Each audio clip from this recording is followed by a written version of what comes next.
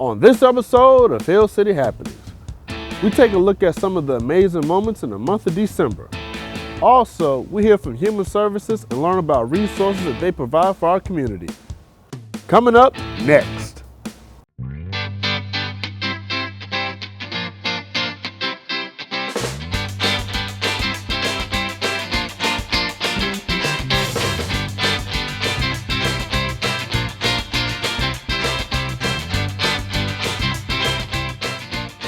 I'm your host, Shaquille Cook, and this is Hill City Happenings. Happy New Year! It's officially 2025.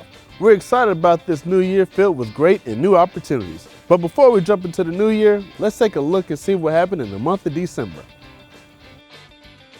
Memorial Avenue was filled with members of the community for the annual Christmas parade. There were tons of floats, lights, and candy. We look forward to next year. Families lined up to meet Santa at the airport. Kids were able to give Santa their wish list and walked away with a goodie bag. I even had the chance to tell Santa what was on my list as well. The Tacky Lights tours made its way through the city, showcasing some of the amazing decorated homes with their Christmas lights and yard ornaments. This was one unique experience. Before Santa Claus left Lynchburg, he made sure to stop by the public library to bring joy to all the children, and even adults. The Enjoy the Feast, Recycle the Grease campaign was more than a success. Water Resources exceeded their goal and collected 174 gallons of grease. Thanks to all who participated. Heritage Elementary has some new art displayed in the school. Let's hear more about it.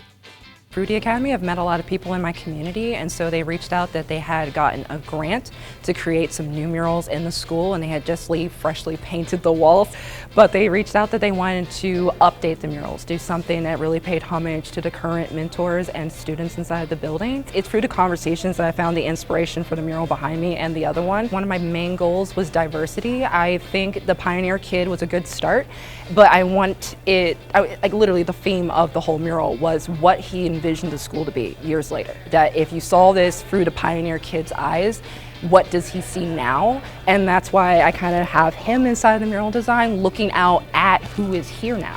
Who's the mentors, who's the current teacher, who's the student body that's inside of this building.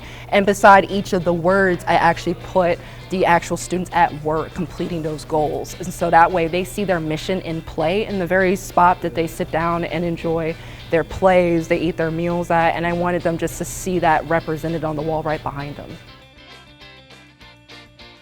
It's the winter time, which means it can get very cold outside. Let's hear from Human Services and learn about resources that they have available for our community during these cold winter months.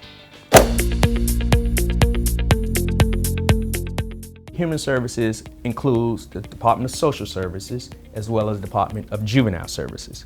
And so our overall mission is to assist the most vulnerable citizens, and we do that through prevention, intervention, empowerment, and also the whole concept of self-sufficiency.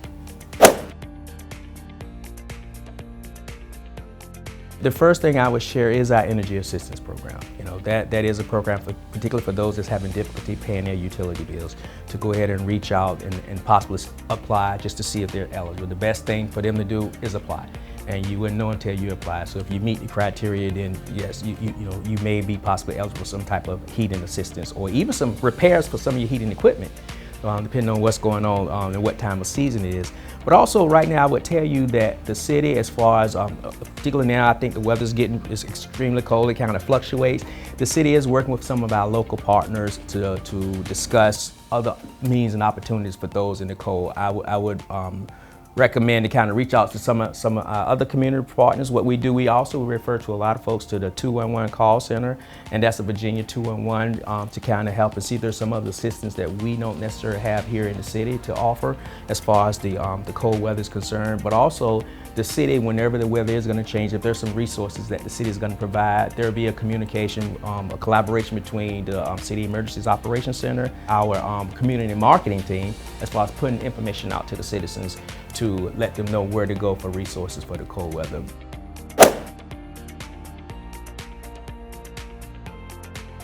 You can go to the city's website. On the city's website, there's a link to our department that breaks down the programs. Also on the city website, there's also a link to the state's website that can provide all the programs and services. It may be some within the state of Virginia that we don't necessarily have, that I may have missed here. Then there they can find the policies on the program, all the policies and regulations as to how we determine the eligibility. When they go to these links, they can apply for benefits online. That's a great thing to know. There's a website, commonhelp.virginia.gov, where they can go and actually apply for services, all our benefit program services right there online.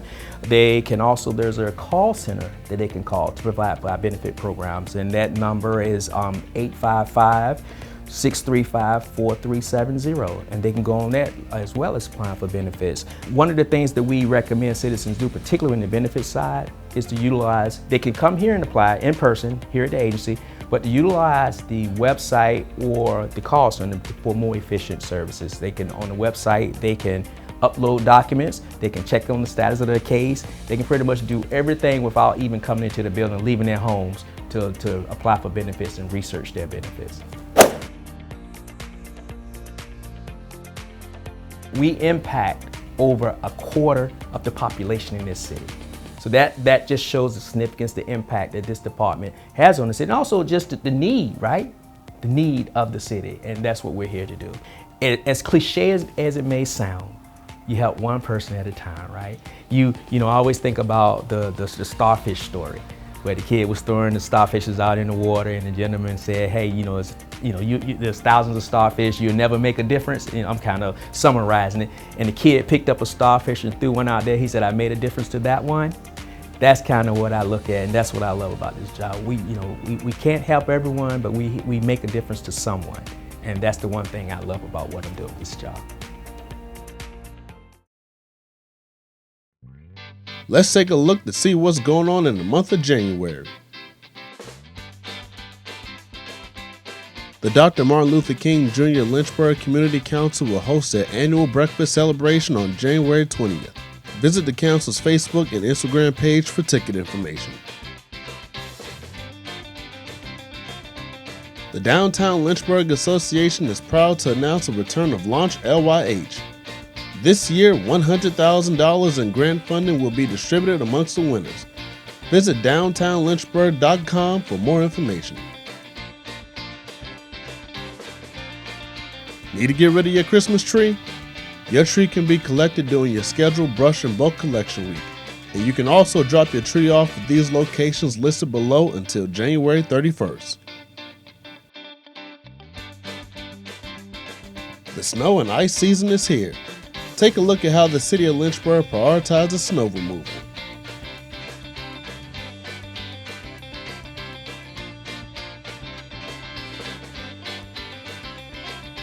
Well, that wraps up this episode. Till next time, I'm your host, Shaquille Cook, and this is Hill City Happenings.